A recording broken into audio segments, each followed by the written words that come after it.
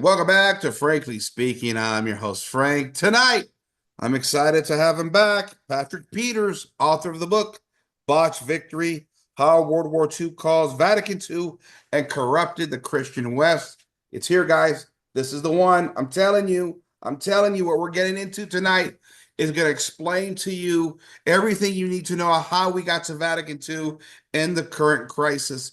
You know, Patrick, it's interesting to me because I know many traditional conservatives, and we go through these arguments of Vatican II, and we talk about the struggles within the church, particularly John the 23rd and Paul the Sixth, and of course Montini was a Freemason, and the Vatican II was the French Revolution inside the Catholic Church, right? But what I think they miss oftentimes, and what I've never heard, is what you talk about in this book. And that is the politics, the Italian politics that got us to Vatican II. And this is why I love this book and highly recommend it. And so the last cast we did, we basically left off that the Allies had defeated the Axis powers in World War II. Mussolini was dead. And in many ways, the church and Pope Pius XII was left isolated and alone. And the Vatican had already had infiltrators within it. We had the Catholic Action Organization that the Pope was heavily depending on after the war to establish a new political order in Italy. But unfortunately, as Mussolini has suspected, Catholic Action was already infiltrated. And in many ways, Pope Pius XII now was a man on his own, and even some of his most closest allies were compromised. I guess the first question I have to say to you is, or ask you, is political modernism. This is when this word really takes off in this time span. What is political modernism, and how did things go right after the war? Yes, first of all, thank you for having me once again. And as the listenership may remember from the previous episode, modernism is the heresy that essentially replaces God with man by finding the root of faith and morality inside of our feelings in a nutshell, as opposed to in the external revelation. And political modernism does the same for the social teaching of the church, in the sense that it replaces the eternal truth of the social kingship of Christ with basically the idolization of liberal democracy, cosmopolitanism, and trying to build a utopia here on earth. And as you have recapped, political modernism was quite prominent in an organization called the Catholic Action, which was essentially a civic organization for Catholics in Italy. Because it got there after the forcible dissolution of the Italian People's Party in the mid 1920s by the fascist government, with the encouragement and support of Vatican under Pope Pius XI. And a very representative figure of the movement, sort of somebody who can personalize in a nutshell the history of the movement, is a young Italian priest who was the son of one of the prominent leaders of the Italian People's Party. And that priest would go on to be the national chaplain of the Italian Catholic University Student Union, called FUCI. And during his tenure as the national chaplain, this very smart, very bright, hardworking young priest, he would purge the ranks of the student union from fascist sympathizers. In fact, members of the student union on some occasions engaged in the literal street brawls with far-right and nationalist students. And that priest was none other than Giovanni Battista Montini, who is commonly known as Pope Paul VI.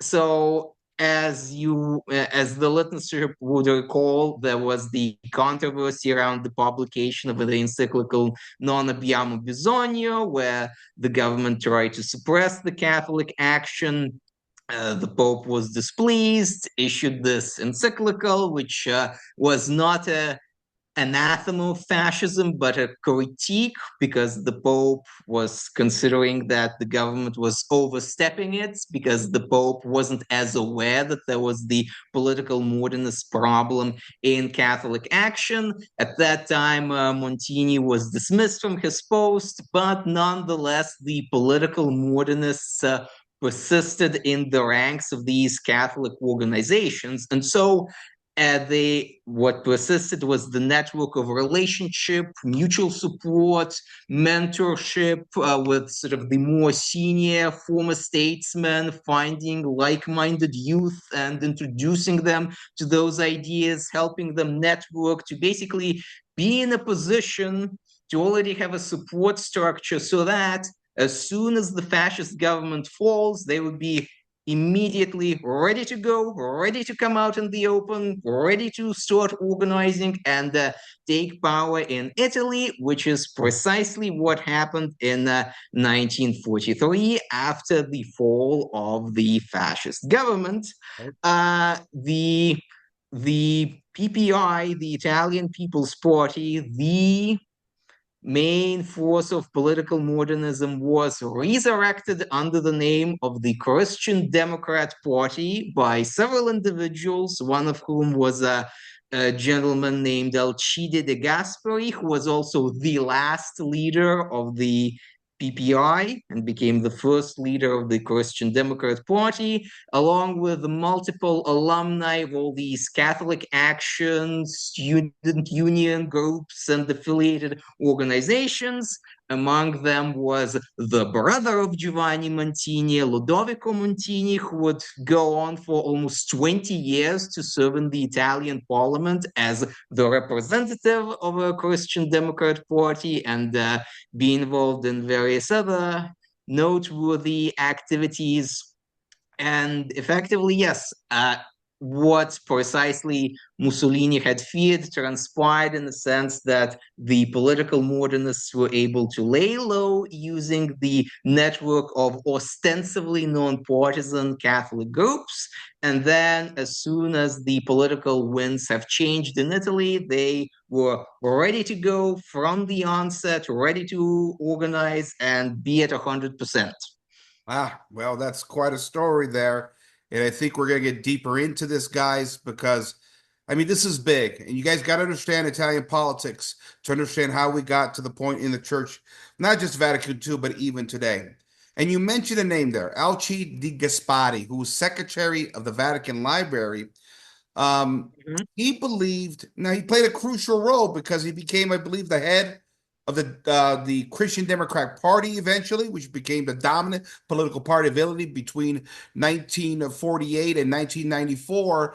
But De Gasperi believed that pluralistic societies were good and that integritous nations should not convert societies to Christ.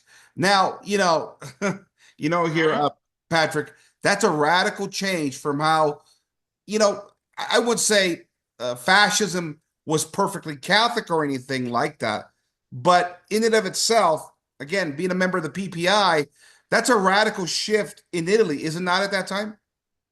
Oh yes, certainly. So De Gasperi he's considered for a reason as the one of the founding fathers of what eventually became the European Union.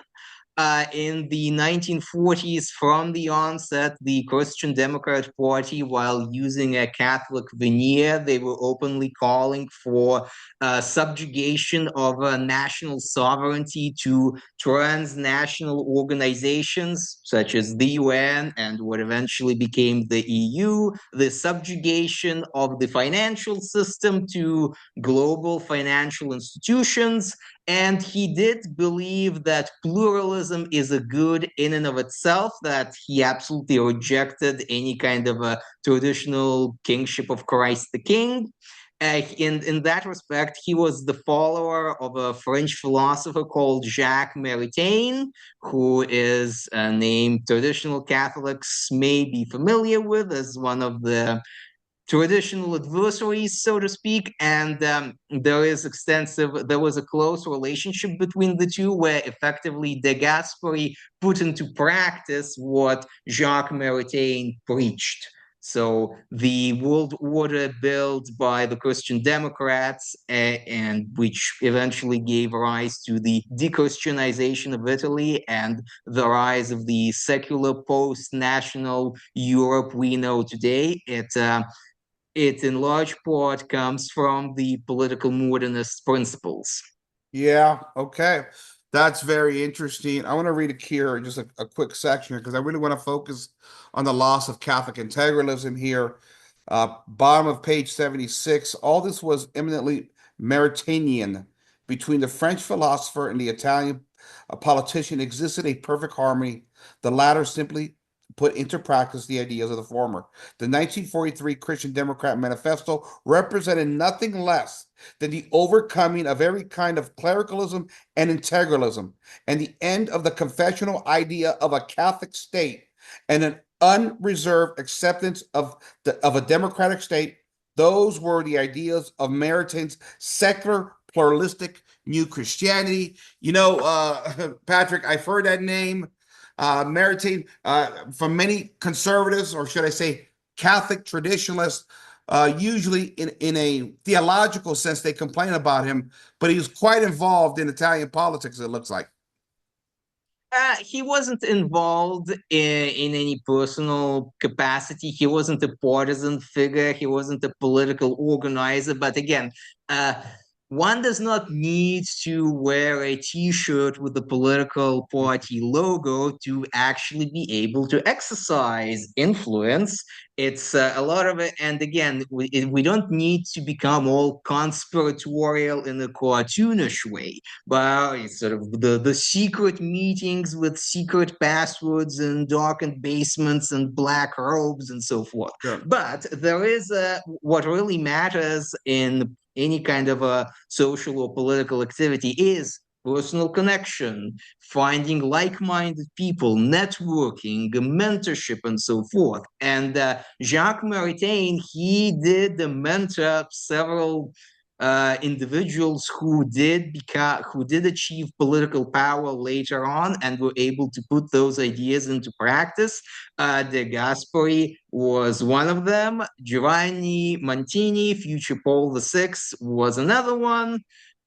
And yes, so the influence wasn't in any way direct, but it was quite a subtle in terms of forming young minds who would then go on to achieve terrible but great things. All right. Well, so as the politics are kind of played out behind the scenes, the Vatican trying to decide which side to take, on the ground, you got a problem. And you got an Italian population that's split between sort of this American liberalism now controls the nation in many ways, and the communists led by Palmiro Togliatti, a known Stalinist now that's organizing for a Soviet takeover of Italy after the war.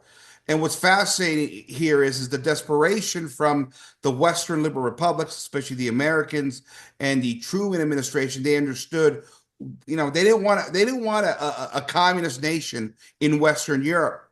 And so the Truman administration, through the State Department, constructs a plan, I believe it was called Operation Gladio.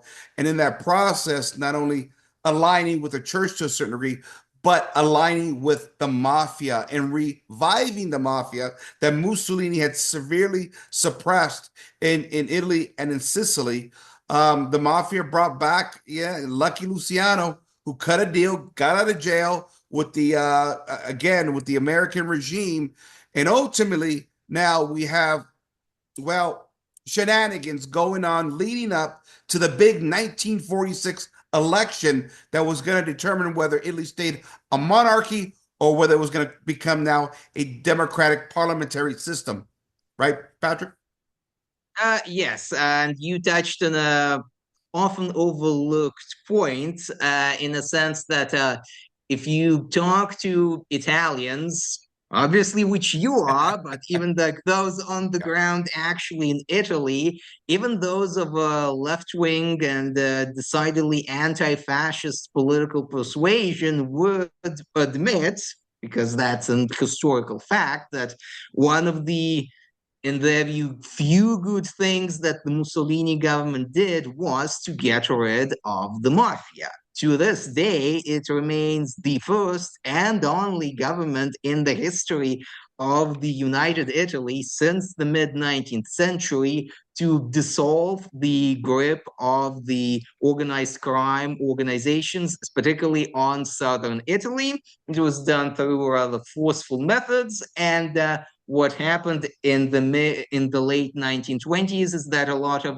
mafia organizers assumed the guise of political refugees and would flee to the United States and other democratic countries where not only they would work to expand their criminal influence overseas and make it transnational, but what happened during World War II is that for the newly formed United States intelligence apparatus, they really didn't have much information about what's going on in Italy. That was quite an alien country for them, and they were just really desperate to find anybody who could help out with providing information about the culture, the people, how things work, have eyes and boots on the ground, and the organized crime syndicates in the United States made connection to the few remaining brethren of theirs that lay low in Sicily. And so when the Allies landed in 1943 in Sicily and then moved on to southern mainland Italy, the mafia staged a triumphant return to the Italian homeland. There was a sort of a notorious episode where the Americans have installed one of the mafia bosses as the mayor of this town in Sicily, and there was the representative of the Allied military command inaugurating this known criminal as the mayor of the location, and then the new mayor has all his retinue lined up, and they're yelling out in the open, "Long live the mafia! Long live crime!" And Yeah. then very shortly, the local police chief is mysteriously assassinated. Very Yeah. mysterious. Of course it was. Of course it was. Now, you also mentioned here, again, going back to the idea of traditional sort of morality and dealing with sort of more, I guess, Italian friendly, pro-Italian, maybe what we would call the old fascist kind of sentimentalities, the old monarch sentimentalities, they were all crushed. And, when the Christian Democratic Party, in many ways, is described as a Catholic party, and this is the deal that the church has to cut in many ways because there was a choice. In many ways, like many other political systems, modern political systems, where we have, a few choices, and oftentimes we're asked to compromise. And the church was asked to compromise in order to, endorse the Christian Democratic Party. But what is interesting is the Christian Democratic Party, led by De Gasperi, was more than willing to work with the Stalinist Palmiro Togliatti, the leader of the Communist Party, in order to crush any forms of traditional and political order, as you say in your book. I mean, isn't that interesting there, Patrick, that the party that the Vatican sides with is now crushing basic traditional parties that would have favored the church even more so? Yes, and there are several things to unpack in what you just said. So first, yes, a fun fact about Palmiro Togliatti, the long-term head of the Italian Communist Party. He was mentored both by Joseph Stalin, the dictator of the Soviet Union, as well as by Antonio Gramsci, the godfather of the more cultural Marxism that eventually came to be prevalent in the West. So he really was a very talented individual in a demonically brilliant kind of way and drew from both strands, so to speak. And there's literally a city in Russia to this day named after him, Wow. famous for its car manufacturing. But yes, initially the Christian Democrats and the Italian communists, they did work together to eliminate first the last vestiges of fascism, as well as to get rid of the monarchy, which, although was quite wishy-washy and liberal, as we had mentioned on a previous occasion, was still a bit too traditional for the creators of the New World Order. So they really worked hand in hand to push for a Republican and basically leftist constitution. And what's interesting is that unlike the socialists of the early 1920s, who ransacked Italy, as we discussed, pillaging and looting and destroying the grape harvest and all the other outlandish things they did, Togliatti was a more restrained individual who who knew how to play the long game. So, for Yeah. example, Yeah. when the time came to vote for the new constitution for the Italian Republic, Togliatti, despite leading an officially communist atheist party, he actually voted for the inclusion of the Lateran Pacts into the new constitution, which sent a lot of leftists into shock. Why is that? Why are you doing this? Well, the reason why is that he had a little trade off, and what he wanted in return from the Christian Democrats is that they dropped the provision which would have declared marriage indissoluble Yes. constitutionally. Yes. So even though very few actually noticed the significance of that when it was first taking place in the 40s, that is what eventually allowed for the legalization of divorce several decades later. So unlike the relatively mindless thugs of the early 1920s Italy, Togliatti and his iteration of communists knew how to work in an ostensibly civilized fashion and to more effectively subvert society. And in part of that, they worked with the Christian Democrats, at least in the mid 40s until about 1947, when the split finally came as a result of the rising international tensions and the Cold War. Yeah, yeah. And that indissolubility of marriage being overturned obviously will begin the breakdown of the family, the rotting of the culture, and that's exactly what the communists needed or wanted. Well, Togliatti, I believe, was a protege of Antonio Gramsci, who believed in sort of this Mhm. cultural hegemony. You got to take over all the institutions, right?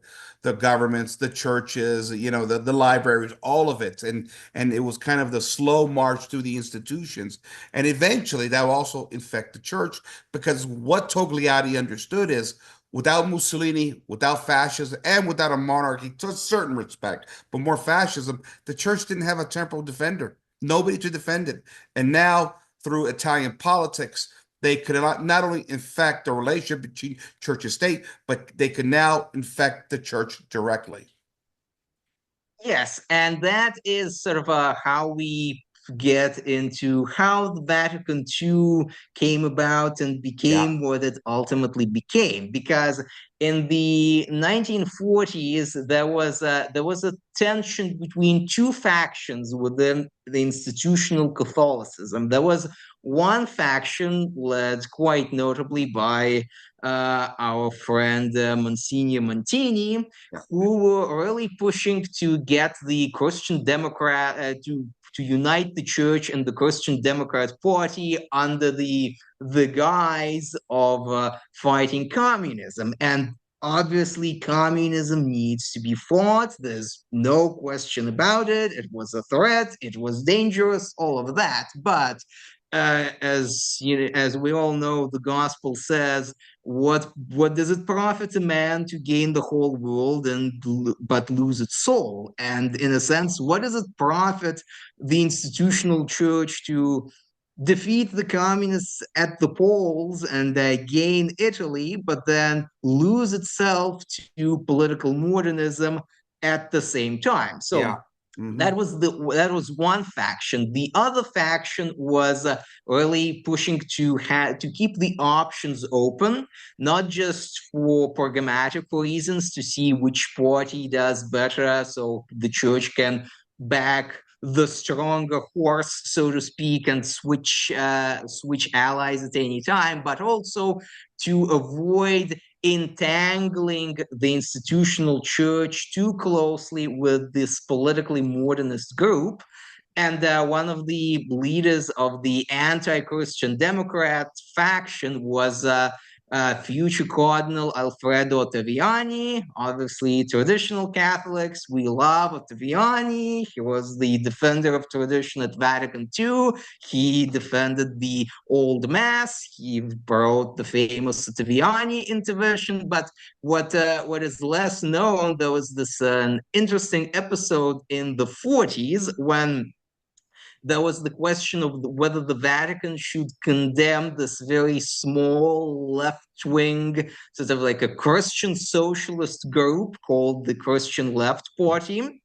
And Montini was pushing very hard for the group to be condemned so that they could be dissolved and then added to the Christian Democrat fold. Interestingly, Ottaviani was actually fighting against that, not because Ottaviani was a supporter of socialism in any event, but because his concern was we can't just tie the church to one political organization, to one political party, to one political institution, because the church is greater than this. The church is eternal. Temporal order changes, but the church needs to preserve its autonomy and liberty. And as we know in the traditional Catholic teaching of Pope St. Pius X, it's explicitly condemned the proposition that the church needs to be subjugated to one particular way of governance. And that is what effectively was happening in a very clandestine way in Italy when the church was tied so closely to the Christian Democrat apparatus that effectively there was kind of a fusion of the two, and that is what ultimately empowered the political modernists in the church to rise and occupy positions of authority, starting from the late 1940s, going into the 50s, and the run up to Vatican II. Yep. Okay. Okay. So let's talk about the elections of 1946 and 1948. Both of them have been known to be notoriously corrupt. I had historian Charles Colomb on this show, who is a monarchist. He said the 1946 election, which effectively ousted the monarchy, was extremely corrupt, lots of ballot stuffing. Okay. And that determined that after that election, it was rigged. It finished 54-46, that Italy will now be a democratic or parliamentary system of governance now. And then 48 was going to be the first official election of determining leadership in Italy as a democratic republic, a supposed free democratic republic. And the 1948 election was also notoriously corrupt Mhm. because you had two parties. You had the communists versus the Christian Democrats. You had the Soviets and the Eastern Bloc flooding money into the communists in Italy. Yeah, the Christian Democrats had money from the mafia and the Truman administration coming in. And so you had outside influences, you had organized crime here, you had communists from the Eastern Bloc. I mean, this sounded like it was one of the most corrupt elections in maybe Democratic history here, Patrick. Oh, it sure was quite an interesting and really unprecedented event.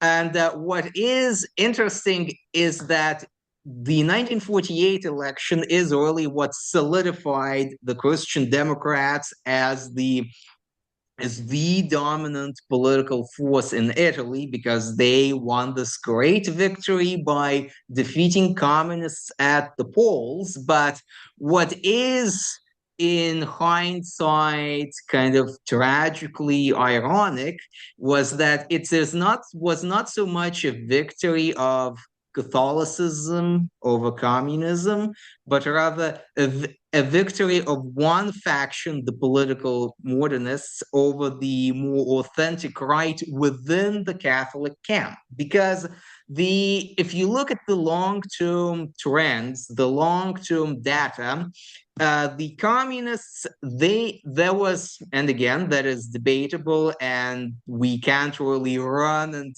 test an alternate timeline with an alternate election results. But by looking at the data, it can be argued that there really wasn't much of a risk of the communists actually winning the elections themselves because they had what we would say in political science a high floor but a low ceiling, Yeah. meaning they had this very active, energetic, loudmouth core constituency, but the ceiling was very limited in the sense that the majority of Italians, under no circumstances, wanted to live under communism. Yeah. So, and if you look at the long-term trend for decades and decades, the election results for all the far left groups, chiefly the communists, they fluctuate at about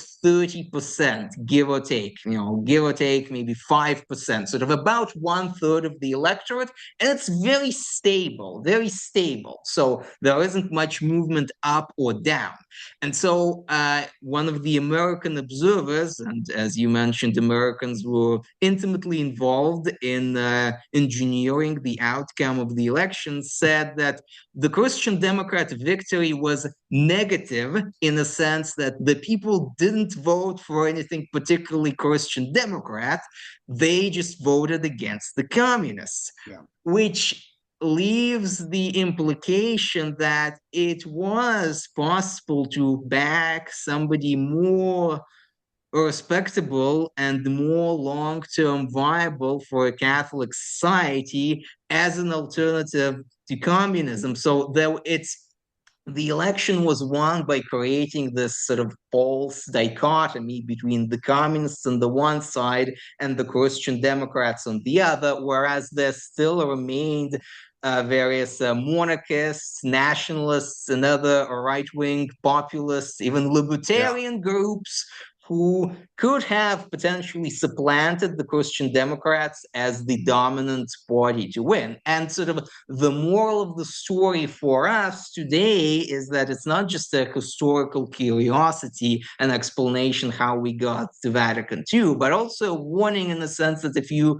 see somebody out there in the world now beating their chest and proclaiming loudly their Catholicity for political game, you should actually do your homework and really research who these people are and whether their self-proclaimed Catholicity actually has any substance. Because, as in the current affairs, there's obviously conflicts between the American bishops now and the new presidential administration over cuts to certain aid agencies. There are similar kinds of disagreements in Italy between the bishops of that country and the current Italian right-wing parties who try to control the flood of illegal immigration over Mediterranean. And you have all these politicians beating their chest and saying we need to have open borders in the name of Christian charity. Well, just because somebody says they're very conspicuously Christian in the public sphere doesn't mean they actually are. So do your homework, don't accept everything that's told to you. That's kind of the moral of the story. Okay, great. And I like to read here from page 185 from your book to give our audience an implication of the level of corruption in these elections, particularly the 1948 election, because I think it's very powerful here. And this is what you write, Patrick. Quote, in addition to using humanitarian aid for public relations purposes, the Truman administration illegally funded the Christian Democratic Campaign. The funds were sent through a network of bogus charities enrolled by the United States Secretary of Treasury. Much of that money came from gold the Americans had seized from the Nazis, who in turn had looted it from the victims of the Holocaust. Secretly and in violation of United Nations law, President Truman also ordered weapons to be shipped to Italian security forces. In the run up to the elections, the American embassy in Rome became a veritable election headquarters, with the American ambassador taking a chief role. The funds illegally funneled from America were chiefly used for three purposes: direct payments to voters, bonuses to voting officials who turned a blind eye to fraud, and production of pamphlets that defamed opposition candidates.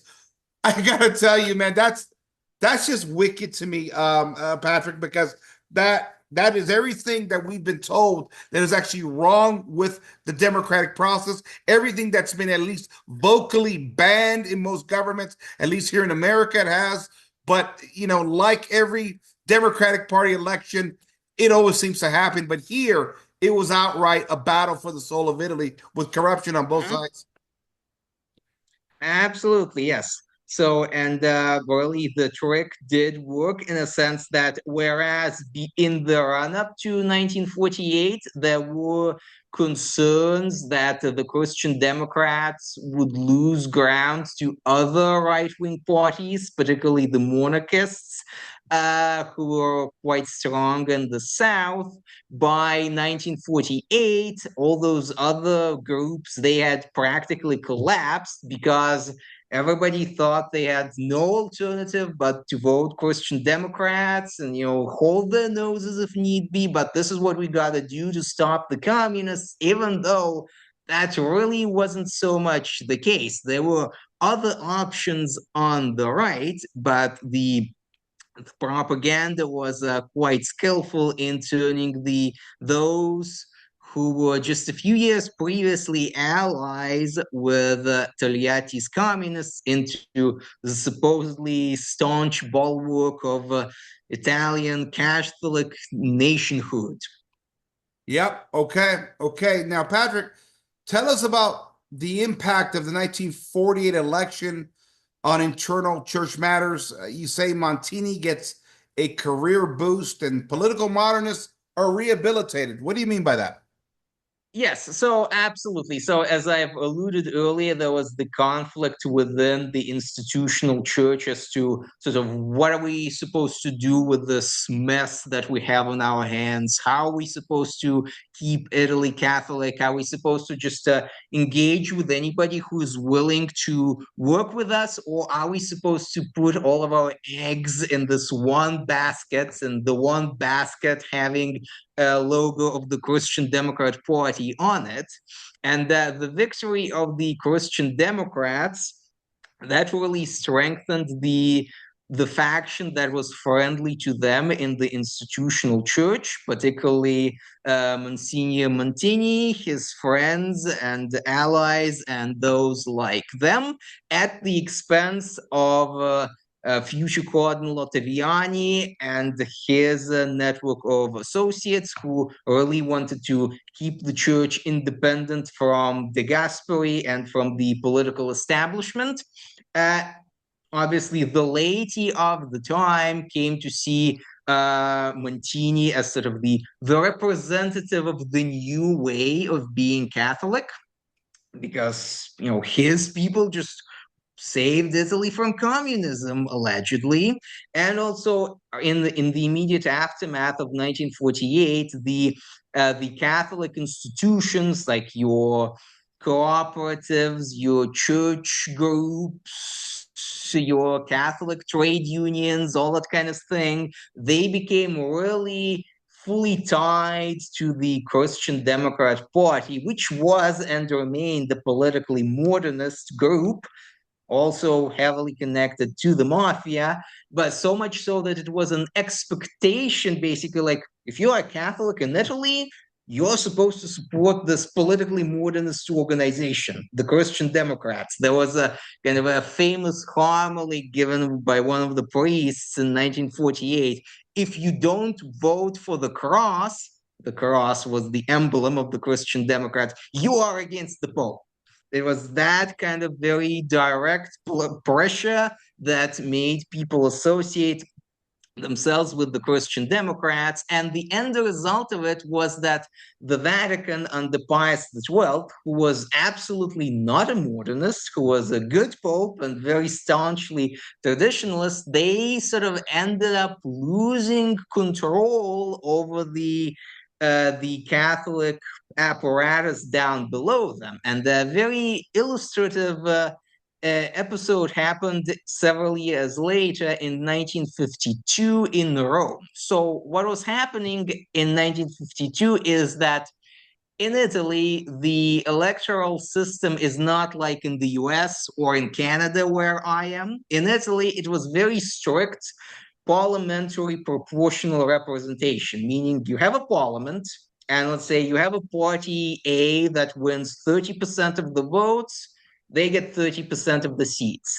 And then you get party B that gets 20% of the votes, they get 20% of the seats, and so forth. Mhm. And then whichever combination of parties commands the most votes in parliament or on city council, in the case of Rome, those are the winners. Those decide who the mayor will be or the prime minister will be and so forth. Meaning you can actually have parties who finished second, third, and fourth team up and still win, even over the head of the party that finished first, so long as the first place party didn't get an absolute majority. So, meaning that it actually makes sense, as Cardinal Ottaviani was proposing, to have like multiple Catholic friendly groups in the running. So, because that if you get two sort of Catholic friendly groups, even if they finish second and third, well, they can just team up later on. So, this is just to explain like how the system works, because it is kind of important. So what was happening in the night for 1952, the Vatican, specifically under direction of Pope Pius XII, they were concerned that the communists might win the municipal elections in Rome, which would look bad since Rome is the heart of Christendom. And there were obviously Christian Democrats running against them, but they wanted to, make it safe and create sort of another Catholic list to the right of the Christian Democrats, which would have, Catholic activists and monarchists and ex-fascists and all those kind of people running in addition to the actual Christian Democrat list. Yeah. And what the Pope wanted to happen is to have the network of Catholic organizations, specifically Catholic Action, to basically, get out the vote for the Catholic right. Well, what happened is the middle management, if you will, of Catholic Action and such organizations, they actually revolted against that and said, no, that they would back the Christian Democrats instead. And Pope Pius XII, he was, very saddened by it and was saying basically, well, we did so much for the Catholic Action, but it is no longer ours. Well, the truth is, it hadn't been ours for decades now. That's literally what Mussolini was going on about in the 30s. But the point of it, as you can see, if you already have these ostensibly Catholic institutions that can defy the direction of the Vatican and back the politically modernist mafia aligned Christian Democrat leadership over the Pope himself, well, you could see sort of that the balance of power within the Catholic tent shifted to the politically modernist faction. And obviously, because Montini himself was quite Yeah. closely involved with the Christian Democrats. He was a personal friend of Alcide De Gasperi, the Christian Democrat prime minister. His brother Ludovico, almost for 20 years, sat in the Italian parliament as a Christian Democrat parliamentarian. There was all these personal connections, so that was a major career boost for the politically modernist wing. Yeah, yeah, that's interesting. The spirit of the Christian Democratic Party entered the church right around the time of Vatican II. And, I have a couple questions concerning the church and what's going on with the church at times. But I think as we wrap up the influence of the Christian Democratic Party that really dominated Italian politics from 1948 to 1994, trying to assess what it did. Obviously, the church made one of those compromises, like we all do with political parties that have a bunch of infiltrators, or they have what we call a conformist ideology that waters down core principles at the end of the day for any political party or any society. But you write in your book that simply by the time 1994 comes around, the legacy of the Christian Democratic Party was really the complete moral collapse of Italy. You say that it prospered economically, but that came at a cost, and that is the cost of the moral collapse, legalizing abortion, contraception, divorce. Italy went from one of the highest birth rates in Italy to one where childlessness became a real phenomenon. And I can testify to that. All my family they still have over there, people are just not having children. And many people to this day believe that Italy, well, the Italian race is disappearing because there's no children coming into the war and the economic factors that were set off by the Christian Democratic Party. Absolutely. And that's, again, we don't want to create the impression that, oh, if I'm not Italian, Right. who cares? That's not just Yeah. Italy was sort of a trigger for Vatican II, but Yeah. the same playbook manifested itself in really across the Western world and within the Catholic institutions and within the church. So Antonio Gramsci, the notorious communist of the 1920s Italy, he once sort of famously said that democratic Catholicism, which is political modernism, that it organizes itself and then it kills itself. And he said that the political modernists will be for us communists what Kerensky was for Lenin. Now, Kerensky was the leader of the first phase of the revolution in Russia in 1917. The first phase overthrew the Tsar in February and created this democratic Freemasonic republic that was then several months later in November of the same year overthrown by Vladimir Lenin as the leader of the communists. So what Gramsci was saying, the communists just can't just take over a healthy Catholic society Yeah. just suddenly. What needed to happen first is that Catholicism and the traditional way of life had to Yeah. be very quietly and peacefully dissolved through political modernism to create a room for the new cosmopolitan Yes. Marxist world order. Yeah. Yeah. The Antonio Gramsci hegemony, breaking down all of the values of the nation, the religious values, the cultural values, ancestry, all of it. So, yeah, that's pretty amazing. It's a sad story, is what it is. And so, Mhm. I guess here, Patrick, here a couple more questions for you, and then we'll start to wrap it up here. But I think one of the things that's very important is the impact of World War II on Vatican II. So now let's get into some of this church stuff here. Um, from my understanding, it's been a big topic lately with the issues and the war over in Israel, and many Catholics discussing relationship with Jews and things of that nature. But inside Vatican II, we had an infamous document called Nostra Aetate, which many people Mhm. believe was a document created out of, misplaced or obsessive guilt over the Holocaust. Tell me what kind of impact that had on the church. Oh, absolutely. Yes. So, just to get us started on that, imagine I'm telling you, which is the truth, that the Church of England is a heretical and schismatic organization Yes. created by a murderous tyrant who oppressed his own people, killed his wives, committed terrible atrocities, and that it would be best for everybody if the Church of England disappeared and its heretical doctrine went into the ash heap of history and its members returned to the fold of the Catholic Church. So, if I say all of that to you, does that make me racist against English people as an ethnicity? See, Does it? I know, I get it.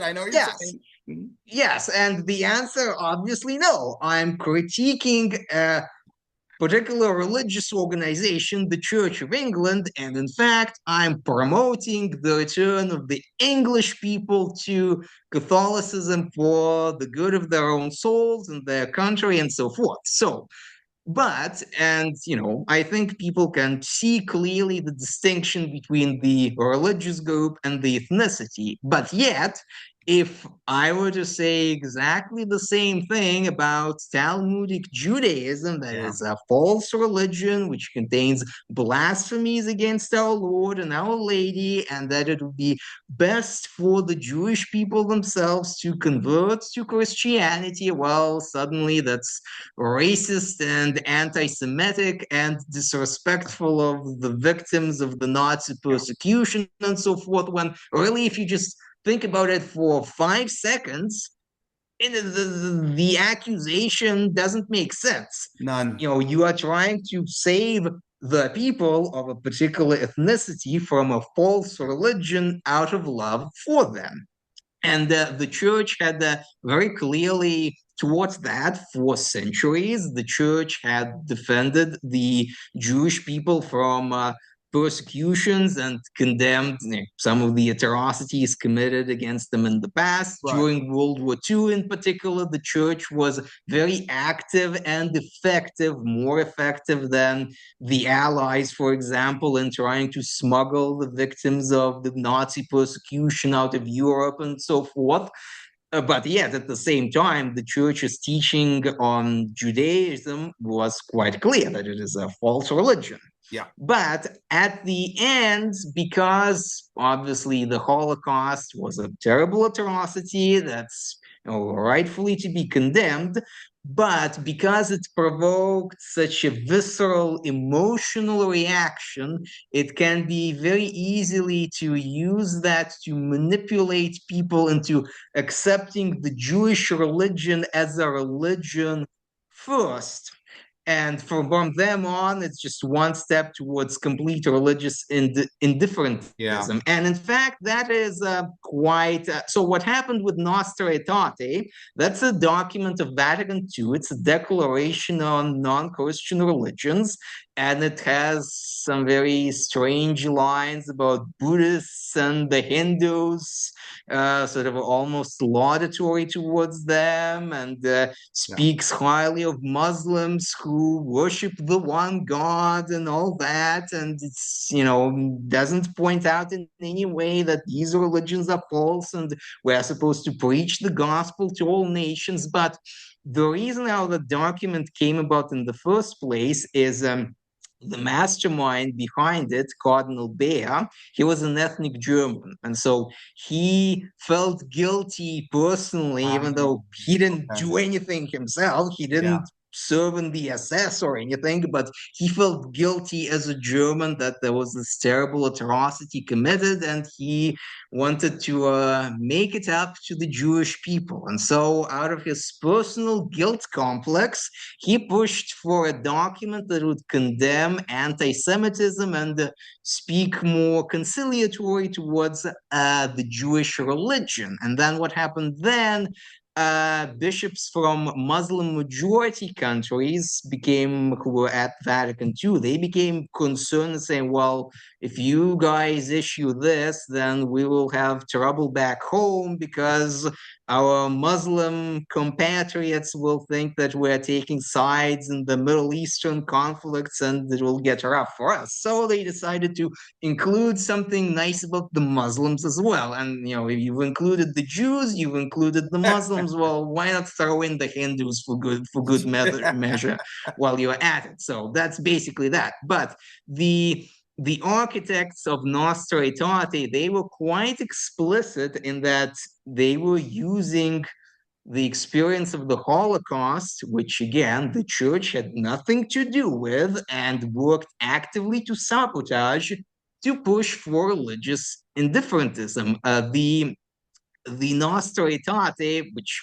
officially is a council document, so it doesn't have an author per se officially, but it was actually ghostwritten by a priest named Gregory Baum, who was at that time a priest, and then he left the priesthood to marry a lady friend, but that didn't stop him from sleeping around with other men as he was married to the lady friend and as Yeah. he was an ordained priest. So, and for ex-Father Baum was quite explicit in saying that after the Holocaust, we are not supposed to convert the Jews at all because that would make them disappear. Well, again, that's a very dishonest kind of bait and switch because it switches the religion for ethnicity, but that was used to promote first acceptance of Talmudic Judaism and then which opened the door to other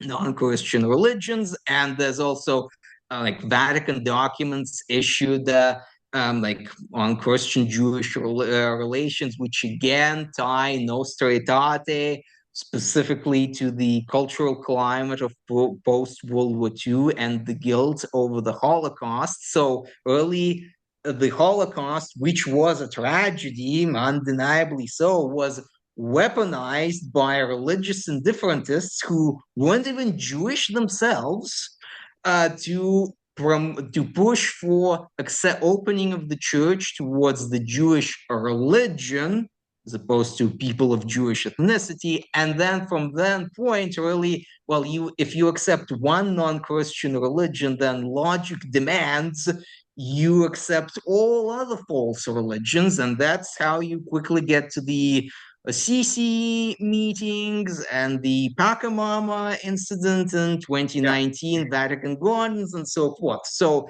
really, it was the crimes of World War II were weaponized to promote, to demote Christ the King and promote the heresy of religious indifferentism. All right. Well, Patrick, that's a lot of information. And, a lot of it is just First Catholics is very difficult to listen to because we're living through it now. This great confusion in the church, as I like to call it. And I guess, sort of as my final question of the night to you, it goes all the way back to me for Pope Pius XII and what happened there before Mussolini, after Mussolini, and there's mixed opinions on Pope Pius XII. I think the one thing we can say for certain, he was a very orthodox, devout pope. But of course, nevertheless, you get the critiques from those that say, well, he did nothing to help the Jews. And then from the Catholic side, they say, well, he never consecrated Russia, and it's why we're suffering through all the perils of our civilization today. How would you assess the final tenure, the tenure of Pope Pius XII?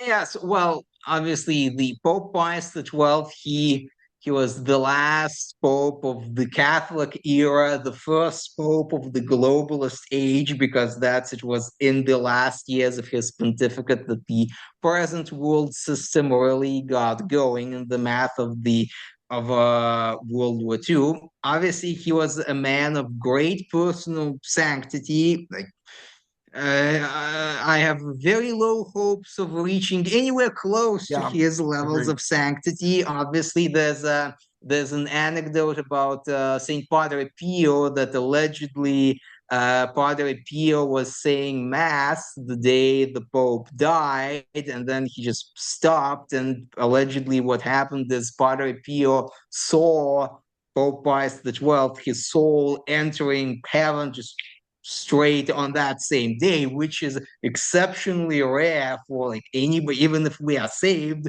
Yeah. overwhelming majority of us would have to go through purgatory. Yeah. According allegedly, Padre Pio said that he was a pope of such high sanctity that he just passed to heaven straight away. That's a good source. About the That's a good. calumny, and it really is the calumny that he didn't do enough to help the victims of the war, be they Catholic or Jewish. Well, again, that's rebutted by historical evidence and by testimonies of people who actively worked to save the Jews. One of the rabbis of Rome, who was in Italy during Nazi occupation, he was in fact so impressed by the Pope's efforts that he converted to Catholicism and then took Eugenio, which was Pius XII's baptismal name, as his own name in honor of the Pope. And if people want to read more about Pope Pius XII, there's a good biography of him by a Professor Ventresca, who I think I mentioned in the last cast. He is a secular historian of kind of liberal leanings, but he does a fair job, fairly impartial, and he does say that there's a strong argument that the Pope conducted himself with dignity and very worthy of the office he was carrying. So even a fair-minded, objective, even a secular person would be forced to admit it. Now, from the Catholic side of things, well, why did the Pope didn't go after Christian Democrats, and why didn't he consecrate Russia? Why this, that, and the other? Well, number one, obviously, hindsight is 2020. Like it's Pius XII just he became Pope in 1939, so he shouldered the church, the weight of his office throughout World War II, throughout German occupation of Rome, throughout the threat of the communist takeover. And, if he made a tactical mistake on a political level, well, a mistake is not a sin if done in good faith, which he obviously did. Again, there were also concerns that some of the people around him were not particularly effective or well-intentioned, so that's certainly a factor as well. Starting from the 1950s, he was in quite poor personal health, so that's certainly, he was never a robust man to begin with, but he developed some medical conditions of unclear origin, interestingly enough, which sort of incapacitated him further. But above all, Pius XII, he was a mystic in a sense, despite being Pope. He is one of the very few of recent popes who allegedly had seen our Lord in vision. Like he had a vision in Wow. the 1950s when he was out in the Vatican gardens, trying, experiencing a particular bad bout of sickness. So, and he was also famously devoted to Fatima. He took the message very seriously. There's, if you spend time online in traditional Catholic circles, you might stumble on a quote saying, when Pius XII, before he became Pope, said that I fear the innovators who would dismantle the liturgy and the statues and make the church feel guilty for her historical past. Well, he saw it coming. And he took the messages of Our Lady seriously, but one of the part of it was that the third secret of Fatima had to be opened in 1960. So Under Pope John the Pius 23rd. XII, Yeah. yeah, John the well, 23rd. whoever would be the Pope Right. in 1960. So Pope Pius XII took that very seriously in that he didn't want to just mess around and open the third secret before the appointed time. No, he would do like Our Lady said, but the problem is he died 2 years before. He never lived to open the third secret, and this is conjecture more than anything, but I do think it is plausible. He would have thought, you know what, this, we're in such a crisis. This is a very dire straits. It really very forceful measures should be taken by whoever knows what Our Lady's intentions are for the church, and that you open the third secret and then you do what the third secret says. The problem is he could not have read it because he died before that. Yeah, So that's my thought as to why he didn't do the consecration. I got you. Okay, ladies and gentlemen, here you heard it. That's it. This is the man, Patrick Peters. This is the book. I'm telling you guys, over on Amazon, you got to get this. Patrick is going to be joining me actually for a third part of this interview because there's so much information we got to get to still, and that is more stuff on Vatican II and ultimately the end conclusion of the collapse of the West, which we all feel it now. We all see it all around us. Patrick, my friend, thank you once again for joining me. Thank you for having me. The pleasure is all mine. All right, my friend. So until next time, ladies and gentlemen, we'll see Patrick again real soon. This is Frank signing off for Frankly Speaking. Good night, everybody.